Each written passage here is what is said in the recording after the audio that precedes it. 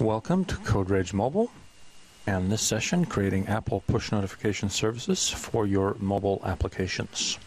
My name is Ohlsson, and let's dig in. So what I'm going to cover in this session is what does APNS do, and a development walkthrough. We'll take a special look at fmx.platform.ios.pass, and then how to write a server, the push notification server that will be pushing the messages, both for VCL on Windows, FireMonkey on Windows, Mac OS X, and also we'll take a look at a server deployed in the Amazon EC2 cloud. So let's just get started here and see what it actually does. So let's see, I'm going to start a reflection on my iPad, like that. And there's my iPad. So, and here is actually in EC2 my server. So let's just see what it does. We'll add on from Amazon EC2 in here. We'll send it to my iPad. So I'm going to hit the send button, swipe over to the Mac, and try to catch the message. There we go. There's the push notification. I can click on it. It launches the app, and this was a client made by Luis Felipe Gonzalez Torres. So the app received the push notification. So let's go ahead and dig into the details of what this does and how you can make this happen for your applications. So let's start with Apple's website. On developer.apple.com, there's documentation for this. Of course, you have to be part of the program to be able to get specific access to this. But in essence, for development, right here, we're going to be talking to a sandbox environment, gateway.sandbox.push.apple.com, on port 2195. So the push notification server is going to be talking to this particular gateway, and it in turn will push your push notification to the devices. So a little bit further down here, we have information. There's information on how to create the SSL certificates and the keys. Of course, they set up SSL certificates and private keys for this particular type of application, and it has to be in your provisioning profile, whether it's for development or for deployment for production. So, and the reason is it's encrypted, and of course you wouldn't want any old application to be able to send you push notifications. The user has to agree to it prior to it happening, and all those things. I'm sure you've seen that on iOS applications. So the first thing we need to do is have an application, and we need to set up an application. Then we have to enable push notification services and click the configure button. Next, we go into keychain on the Mac, the keychain access, and generate a certificate signing request. This is requesting from the Mac side here, keychain, a certificate signing request for this particular application. So once we've done that, I'm not going to go through and do all of these things. We don't have time for that here, but a very quick overview here. So you create the certificate signing request. You go ahead and generate the SSL certificate.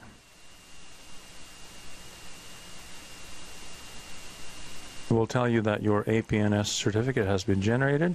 You can click continue to proceed. Then you can download the certificate. And once you've downloaded this certificate, you can double click and it launches the keychain, and you should see your app's push notification certificate. So in my case, it's right here, Apple Development iOS Push Services. For my particular app that I've set up for this, which is com.andersohlsson.fmx.01, just a generic FireMonkey test application that isn't actually available in the store. After we've taken care of the generating and creating the SSL certificates and keys, now we have to create and install a provisioning profile before we can even deploy and run the client-side application. So we go to the provisioning portal in the iOS Development Center. We create a new provisioning profile that contains the app ID that I've registered for APNS. We can modify an existing as well. Then we verify that the entitlements in the provisioning profile are correct. So we're going to have, in this case, development. APNS environment is supposed to be development. We'll see this in detail a little bit later. Finally, what we need to do is get the certificates, the SSL certificate and the key, and here's instructions on how to do that. So we can save them off, export them into one file, and then we can run this command to turn the .p12 file into a .pem file. And just real quick, CY is I have my server over here, and my SSL handler has their certificate PEM file over here. So I basically need to export it from the Macintosh and put it onto the server. And in this case, the server is a Windows machine. All right, so that was a very, very quick overview of what we need, what the prereqs are for setting up push notification services, the SSL certificates and keys, as well as creating and installing the provisioning profile.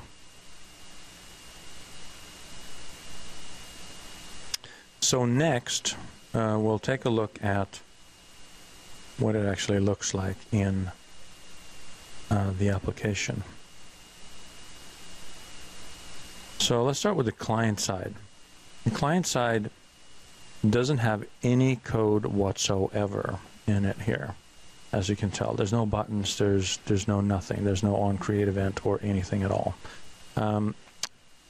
The magic is in fmx.platform.ios.pass, which you have to build into your project. And in this case, you actually have to modify it, because if we go look at the remote push notification stuff is, here we go.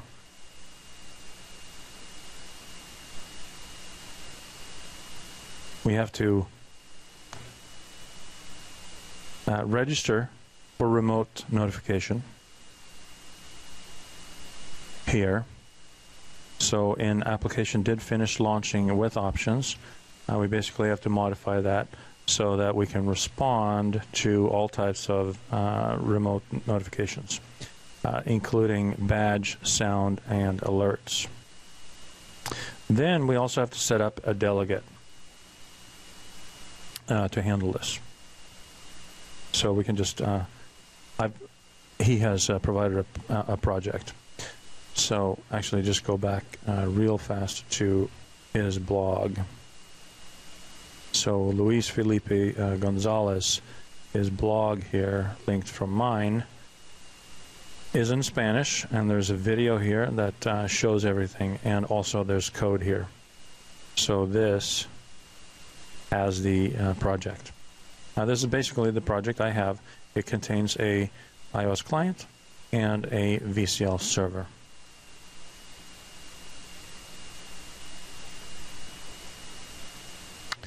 So going back, this is actually what we're modifying here. This is the client. It has already the FMX platform.ios in it. If you need that, you can just rip that out, use it for your project, or you can follow the directions on my blog how to modify it if you want. And then the server side is over here as well, and I created the FireMonkey version of the server. Okay, so is there anything else in here that we need to talk about? Let's see. I believe these things are also added. So bolting on these methods for receiving notifications, register for remote notifications, and also a fail if that happens. So basically, like I said, just include that in your project.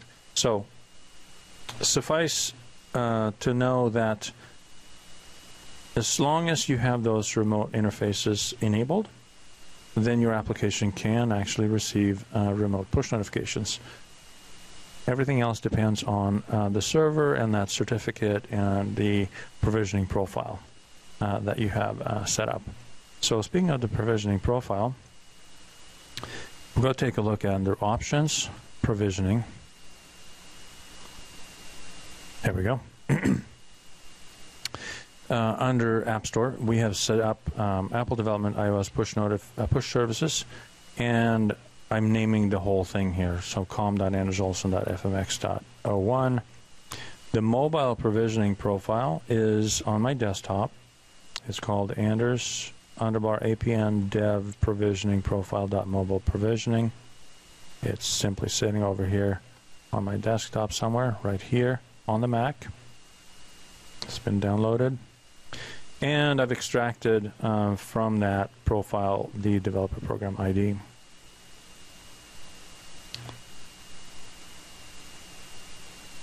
So the first time that we run, and actually every time after that, if we run the application, the client-side application directly on the iPad, right here, the first time when it launches, it will register and it will get that message back saying, did register for remote notifications with device token. The device token is the unique identifier for this device, for this application. So I simply copied and pasted this device ID, or device token rather, into my server-side application to be able to push notifications to it.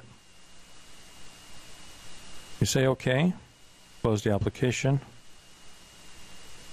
go back over here, and take a look at where the real magic is. The real magic is in the server.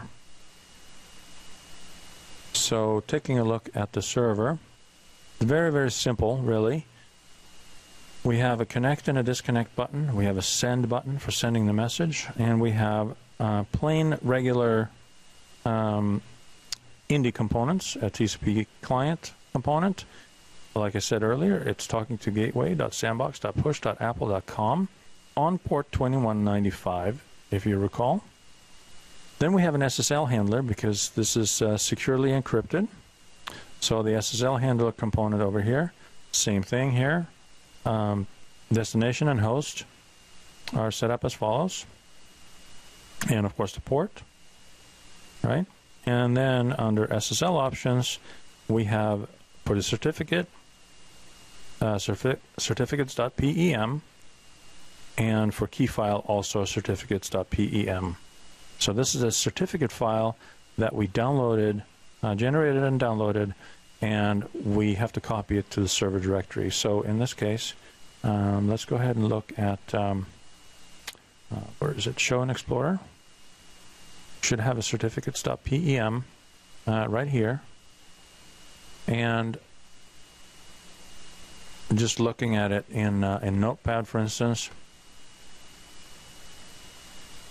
shows us that we have an encrypted block over here, essentially. It does tell you in clear text that this is com.andersohlsson.fmx.01, that it's for Apple Development, iOS Push Services, and that it's signed with Apple's Worldwide Developer Relations Certificate Authority. Okay, and then there's multiple blocks in here, both the key and the certificate itself, the SSL certificate. Okay. Then on the code side, when we connect, it's simple. A simple matter of if we're not connected, then we connect. If we disconnect, we simply disconnect if we're connected. You see that it's Spanish, of course, here. That this is from Felipe Gonzalez, Luis Felipe Gonzalez demo, taken right away. And I'll customize it a little bit. On the send button, this button, There is a couple of device tokens depending on my radio group choice here, over here. So destination is either iPhone or iPad. This is my iPhone and my iPad for this particular application. So when we send it, this again is the hard-coded device token that I copied from my iPhone and my iPad. We can take a look at the end of the line. Should tell me which one is which. So iPhone and iPad.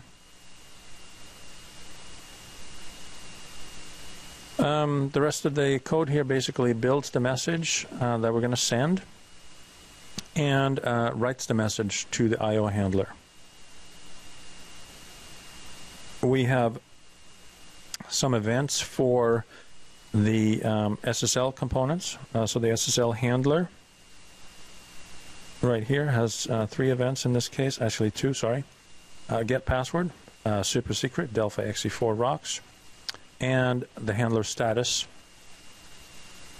just adds SSL handler plus the message that comes back, whether it's on connected, on disconnected, and stuff like that. Also for the TCP client, it also has a status line. So we'll see that when we run the server. So let's go ahead and run the server now. Test it a few times. So let's go ahead and say something different here. This is Win32. We'll go ahead and send a message. Slide over to the to the iPad, and there it says, "Hello world from Delphi 4 XC4 APN server Win32." Okay. I can disconnect, and here you see all the messages from the SSL handler, resolving hostname, connecting to, etc., and the client as well, connected, disconnecting.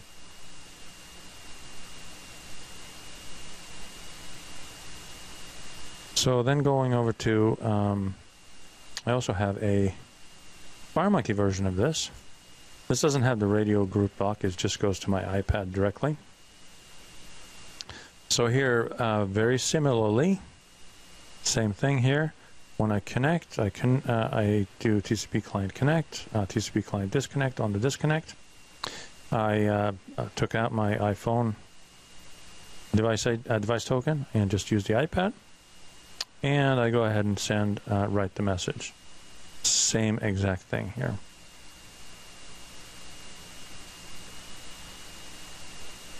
All right, let's go ahead and run this on Windows.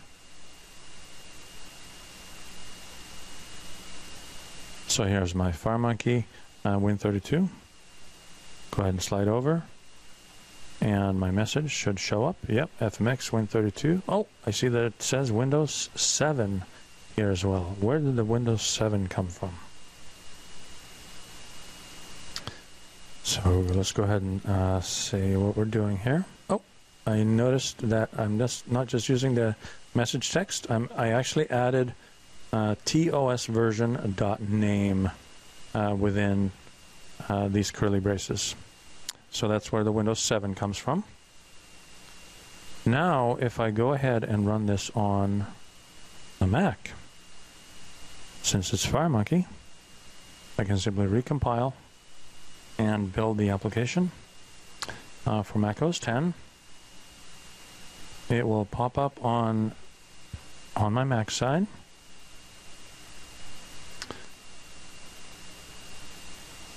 And here we can just put in the same type of message, and it will add the Mac OS X to that message. So when I send it, it goes over to my iPad, and there it says Mac OS X in curly braces.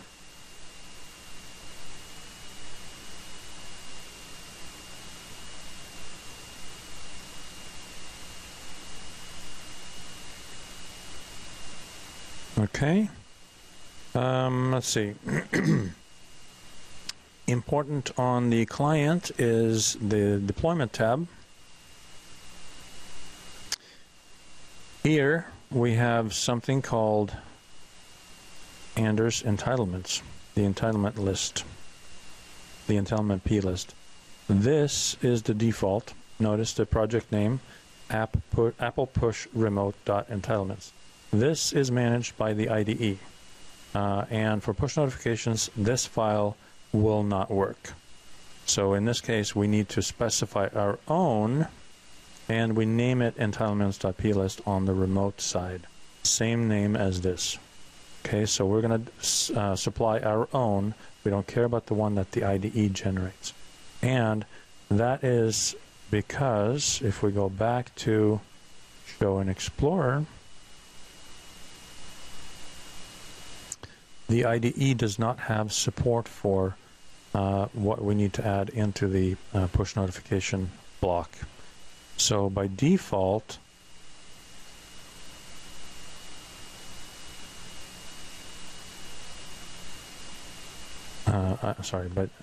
our application looks like this. So our I'm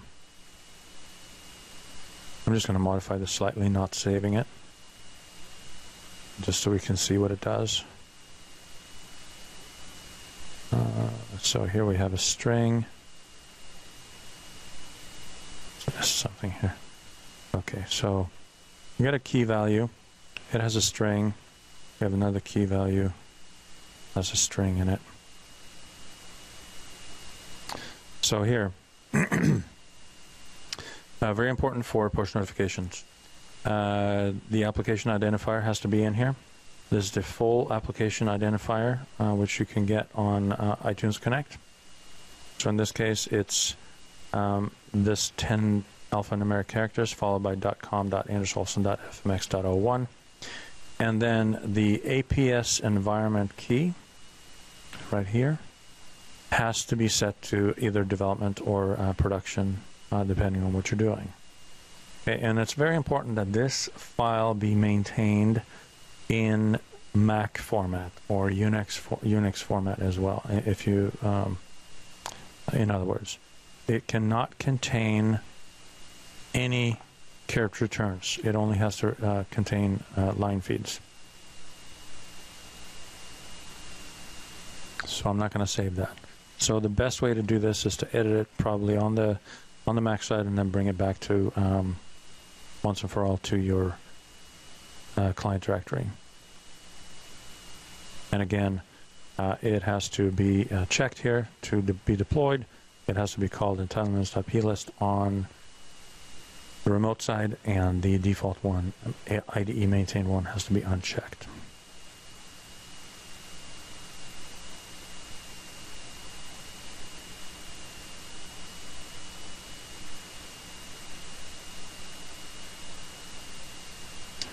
All right, so let's go take a look at. I mean, we can just recap here. So we had our APNS server, our push notification server. This was a VCL application.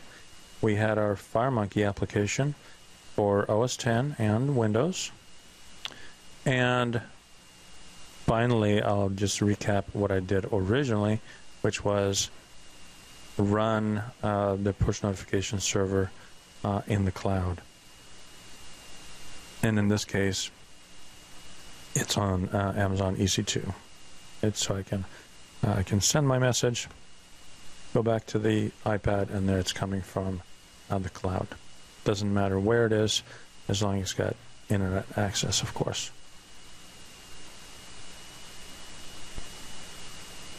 All right. So that was a very short walkthrough of the requirements for Apple push notification services. We walked through creating the SSL certificate and the private key. We took a look at the custom modifications to fmx.platform.ios.pass to enable the remote interfaces that are not enabled out of the box. We took a look at creating a push notification server on a bunch of different platforms, just using simple indie components, nothing magical really. The hard part is, like I said, the hardest part is to set up and generate the prereqs for it, and also making sure that you have this modified platform ios.pass. And again, that is available as a full-blown project. Let me get back to my browser here somehow. And easiest way to find it is probably blogs.embarcadero.com/AO, and find this post, push notifications for iOS. and finding his source code, which is available on his blog. You just click on the code link here, and it's got the project right there. I had one more post on push notifications. This was just in response to a couple of comments on my blog. So we talked about this important piece here. We uncheck the IDE generated entitlements plist file, and we provide our own. And this is very important that it is a Mac or Unix style file with no carriage returns in it. Only has to have line feeds as line separators. In the provisioning tab, we need to specify our push services distribution certificate that's enabled for push services per application.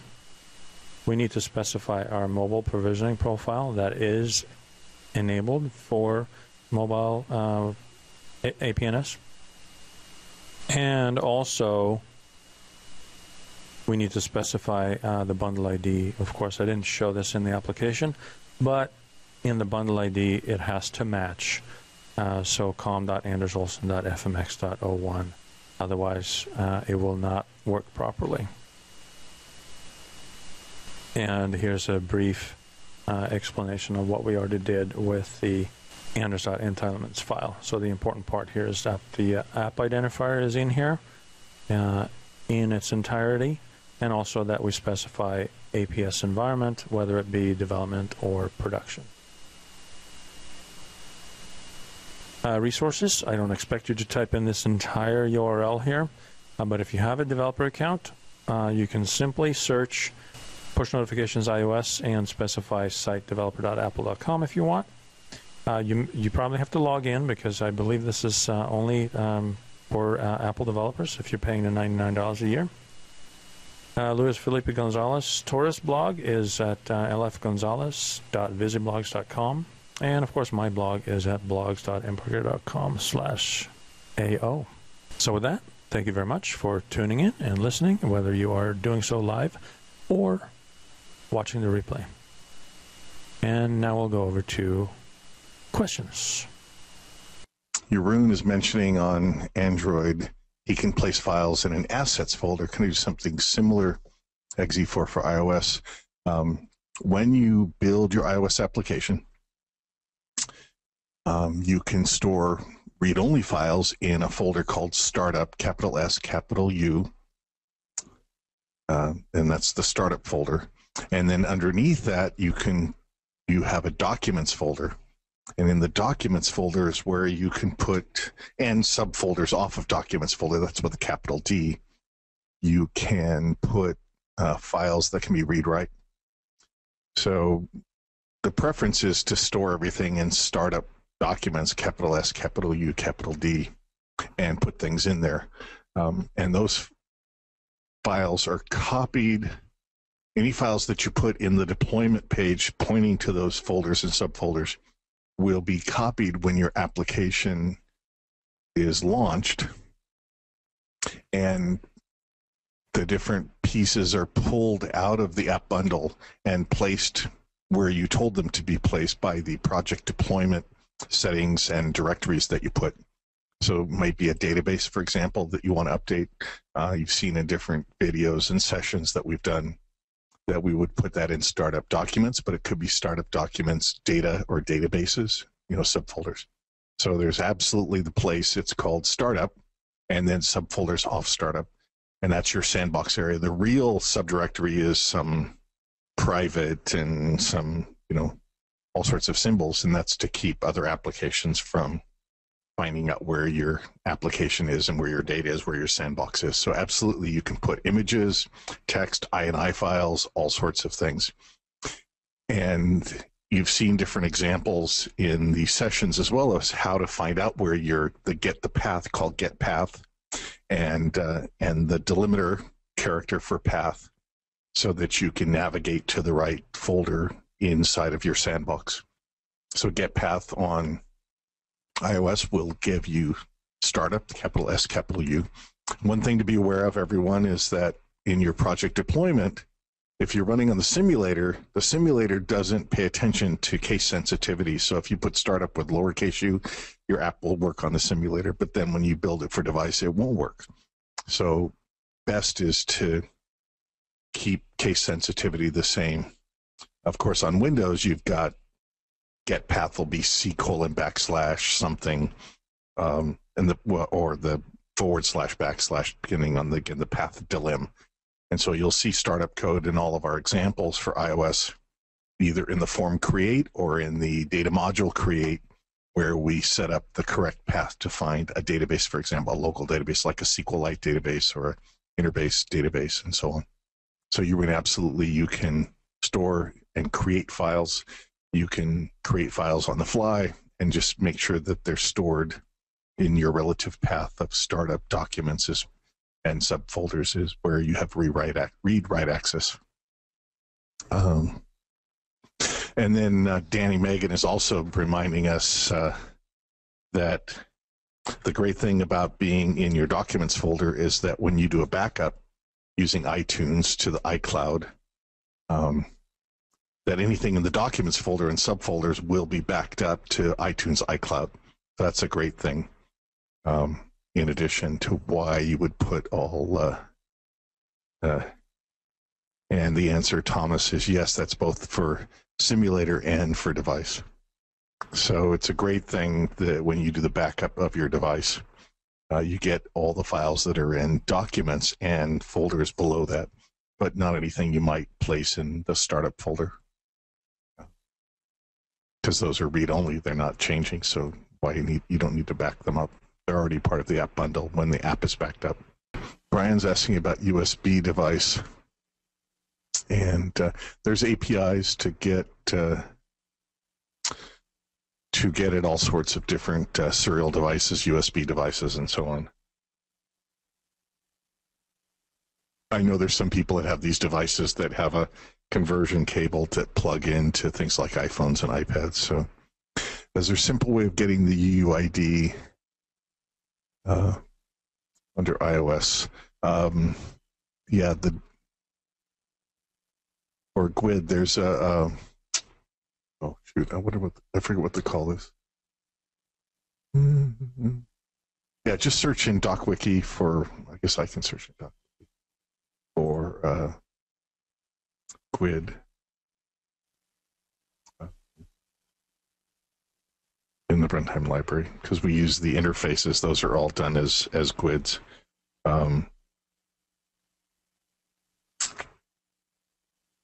Platform services, maybe. There's all the platform services. Where's my example? Oh, where is it? Oh, here it is. Here's some example code to get the GUID from an interface. Let's see. Oh, to get the device ID, there's lots of apps in iTunes for getting the device ID. I mean, if you load up Xcode, you can get the device ID. You'll see it when you use the Windows organizer and you see your connected device or devices. It'll tell you the device ID there. And also,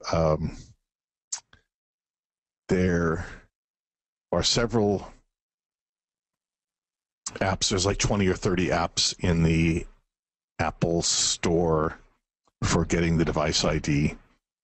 Olaf keeps saying, do not use the device ID. It is deprecated. This is not the, okay.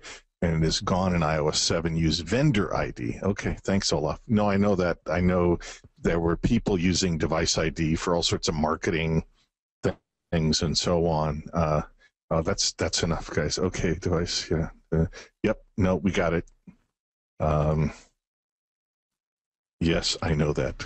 The way in the past, if you don't have iOS 7 or if you have iOS 5.1 and you want to do some beta testing, for example, where you might need to know it.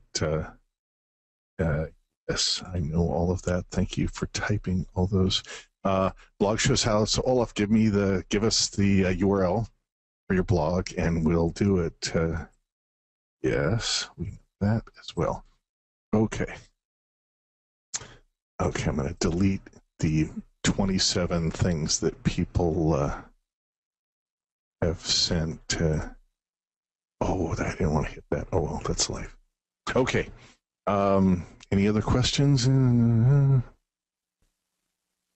Here it is. Okay. Thanks. Here comes the link to where Olaf talks about, gives his URL to his blog post about getting the vendor ID. So here it's, yeah, identifying your user's devices, a recipe how to import iOS classes. Thanks, Olaf. Okay. And JT is in here, so we'll get rid of that. Okay. Of course, iOS 7 is beta test. Yeah, Anders was just showing. I know the token was hard coded. Anders was just showing a quickie way in a feature demo as opposed to a complete application. So, got it. Understand.